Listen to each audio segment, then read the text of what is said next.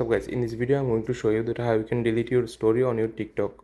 So let's jump into the video. What you have to do first, you have to open up your TikTok app. So after opening the TikTok app, you have to go to your profile. You have to click on this profile icon here. After doing so, you have to click on your profile to see the story. So then you have to select the story that you want to delete from your TikTok. Please guys, make sure you watch the full video and follow every steps that I'm going to show you. So after selecting the story, I'm going to delete this story. You can see there is no deletion option on this story. So what you have to do to delete this story, you have to just click on this story, or you have to drag from bottom here.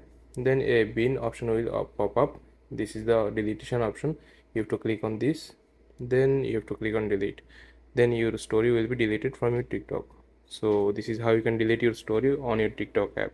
I hope you find this video helpful guys. Please leave a like on this video and subscribe my channel for more video like this. Peace.